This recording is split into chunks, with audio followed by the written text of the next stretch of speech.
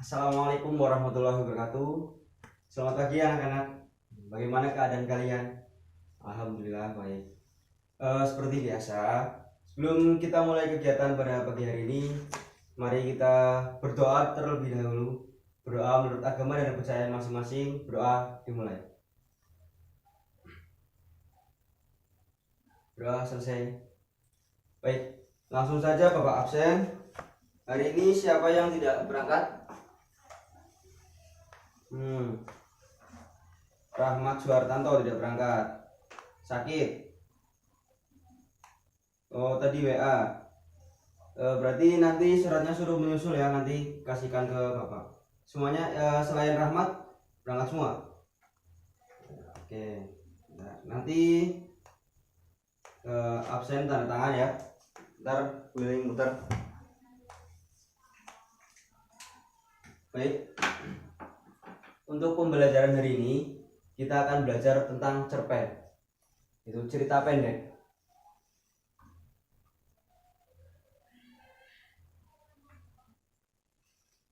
Apa itu cerpen? Cerpen yaitu karya sastra yang disajikan dalam bentuk tulisan dan berisikan naskah atau tulisan yang diuraikan secara singkat, padat dan jelas. Jadi cerpen harus mempunyai 3 ciri, yaitu singkat, padat dan jelas. Tidak harus bertele-tele. Jadi tidak boleh bertele-tele. Jadi cerpen itu harus singkat, padat dan jelas. Di sini kita akan membahas tentang ciri-ciri cerpen itu apa saja, lalu ada struktur cerpen, lalu ada unsur-unsur pembangun cerpen, yaitu unsur intrinsik dan unsur ekstrinsik. Langsung saja yang pertama kita masuk ke ciri-ciri cerpen. Ciri-ciri.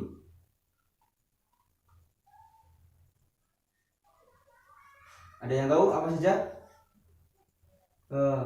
Ya, jumlah katanya pendek. Jumlah kata pendek. Oke. Di sini jumlah kata pendek yaitu tidak boleh atau kurang dari 10.000 kata ya. Kurang dari 10.000 kata. Yang apalagi?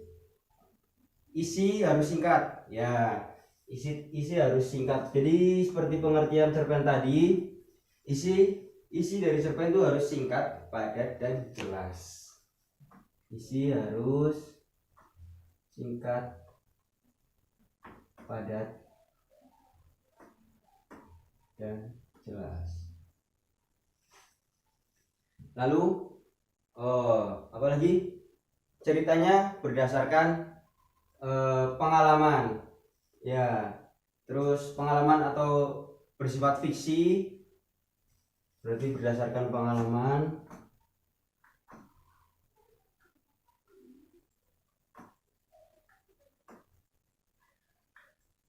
Bersifat fiksi.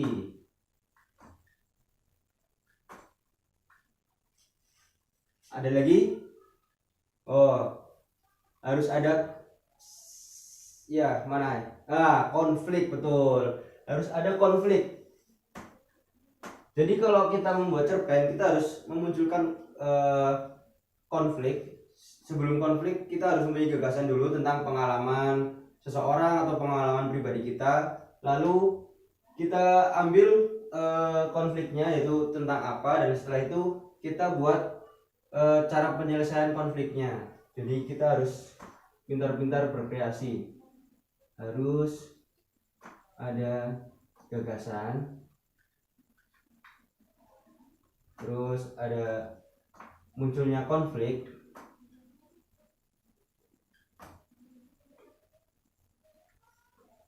dan penyelesaian konflik ya.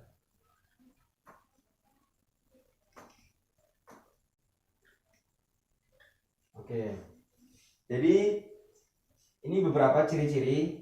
Nanti Bapak sudah siapkan lembaran, jadi di situ sudah ada materi. Jadi yang kalian mau nulis boleh, kalau nggak nulis nggak apa-apa, nanti bapak bagikan, nanti bendahara nanti difotokopi, nanti kan bapak kasih satu lembar difotokopi terus dibagikan ke yang lainnya. Oke, ini ciri-ciri bapak hapus.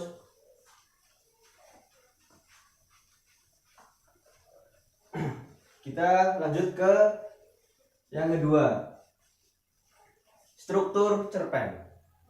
Ya, struktur cerpen apa saja? Struktur cerpen. Ada yang tahu? Pertama, ya, abstrak. Apa itu abstrak?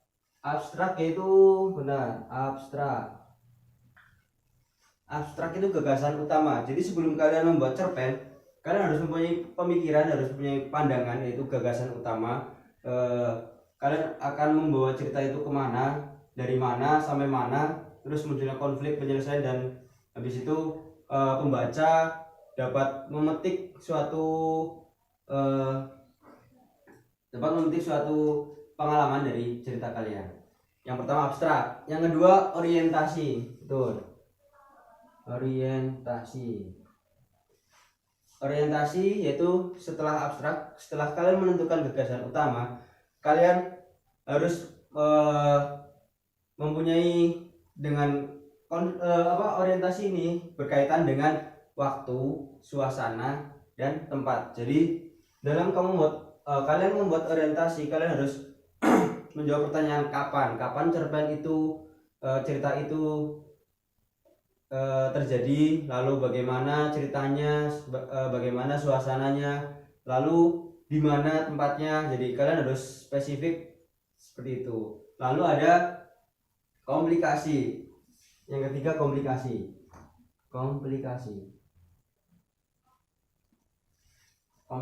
yaitu urutan kejadian sebab akibat. Jadi di situ ada sebabnya apa dan akibatnya apa. Lalu ada evaluasi. Yang keempat, evaluasi itu konflik yang terjadi menuju klimaks. Jadi ada konflik tetapi menuju penyelesaian. Dan yang kelima ini 1, 2, 3, 4, 5 yaitu revolusi. Setelah evaluasi yaitu revolusi. Ada yang tahu revolusi itu apa? Revolusi itu penulis mengungkapkan solusi terhadap permasalahan dari si tokoh. Paham ya? Ya. Yang terakhir koda. Ya, koda yaitu pesan dan amanat yang dapat yang dapat pembaca petik dari cerpen yang kalian buat. Itu struktur cerpen. Selanjutnya yaitu unsur intrinsik. Kita pindah ke unsur intrinsik.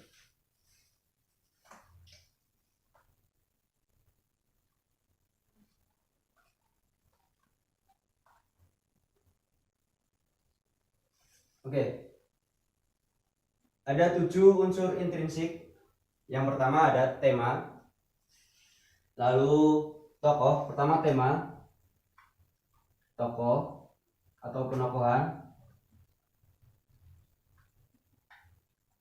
Tema yaitu gagasan pokoknya, tadi udah ya dijelaskan. Tokoh, penokohan itu dalam penokohan berarti kalian menentukan watak dari si tokoh. Biasanya watak tuh terlihat dari penokohan. Lalu ada setting atau latar. Latar berarti itu tempatnya di mana terjadinya, tempat, terus waktu dan suasananya bagaimana. Itu setting atau latar. Ada sudut pandang, lalu alur. Sudut pandang.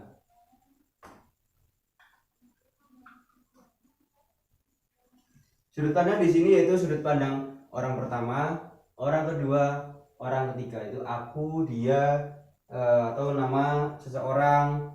Lalu alur. Di sini ada 3 alur, yaitu alur maju, mundur, dan pendek. Terserah kalian mau alur maju, alur mundur, dan alur campuran. Maaf, bukan pendek ya. Alur maju, mundur, dan campuran.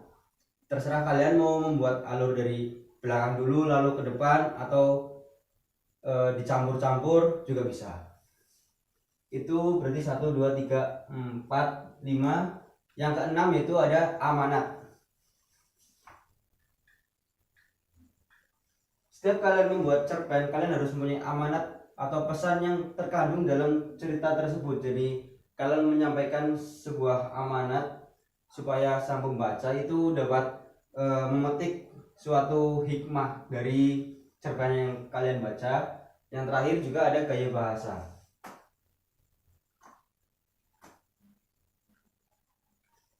Setiap orang mempunyai gaya bahasa sendiri-sendiri, jadi kalian mempunyai ciri khas masing-masing, jadi berkreasilah sekreatif mungkin. Jadi gaya bahasa, kata, ungkapan atau majas kalian pakai. Oke. Ada berlanjut ke unsur ekstrinsik.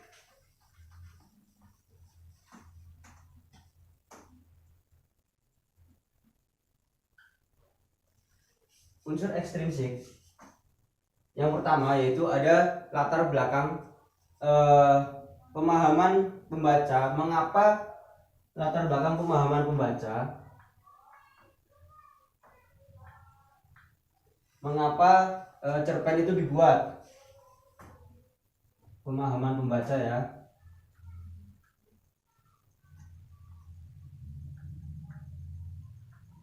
Jadi unsur ekstrinsik, kalian harus mempunyai alasan mengapa pemahaman, kalian harus memahamkan sang pembaca mengapa cerpen itu kalian buat.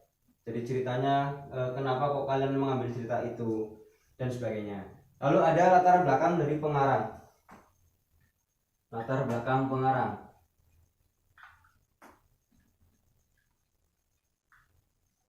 Lalu ada situasi atau keadaan masyarakat.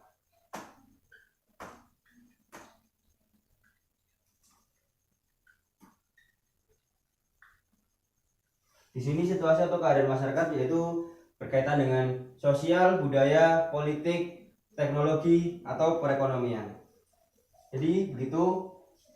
Baik, bentar. Ini dibagi ya. Kertasnya nanti di fotokopi.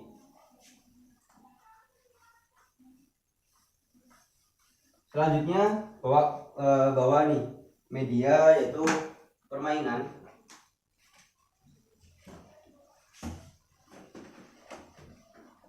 Sekarang kalian membuat 4 kelompok.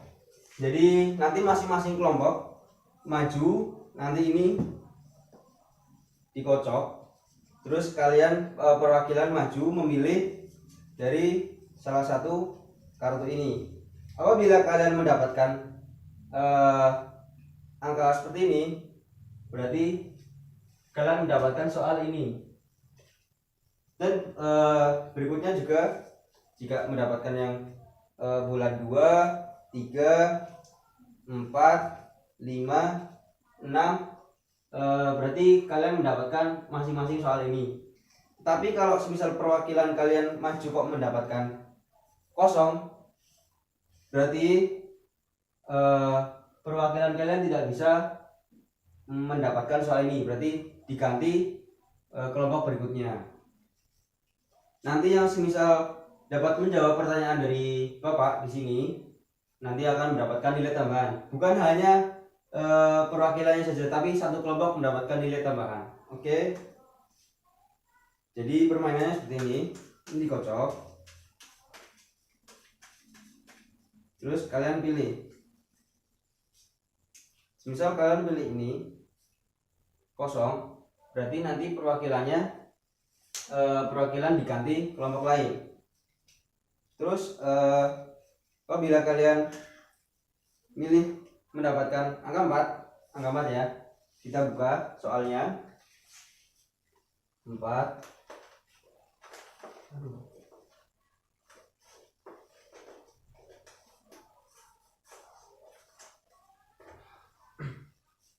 Jadi di sini sebut dan jelaskan unsur-unsur ekstrinsik cerpen. Jadi kalian harus menyebutkan unsur-unsur ekstrinsik cerpen itu apa dan dijelaskan. Oke?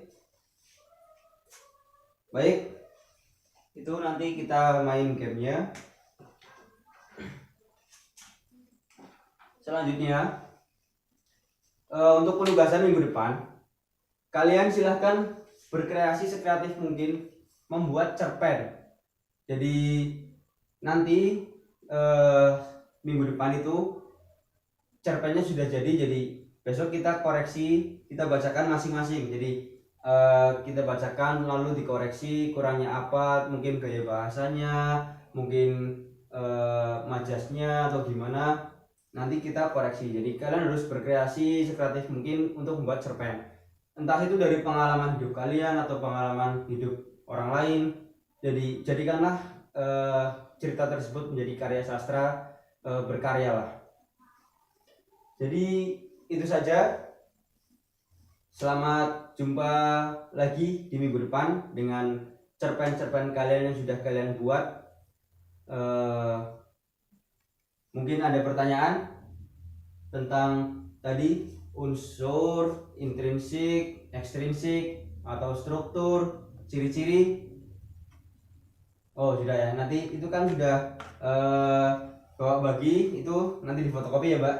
Ya nanti difotokopi, dibagi. Di sini kan ada uang kas, difotokopi terus dibagi biar kalian waktu membuat cerpen itu memahami alurnya bagaimana, gambarannya. Kalau sudah jadi kan sudah bagus. Baik, Bapak cukupkan karena tidak ada pertanyaan dari kalian. Terima kasih atas perhatiannya pada pagi hari ini dan terus semangat belajar. Jumpa lagi minggu depan. Baiklah, Bapak tutup pertemuan kali ini dengan bacaan Alhamdulillah. Alhamdulillahirabbil alamin. Wassalamualaikum warahmatullahi wabarakatuh.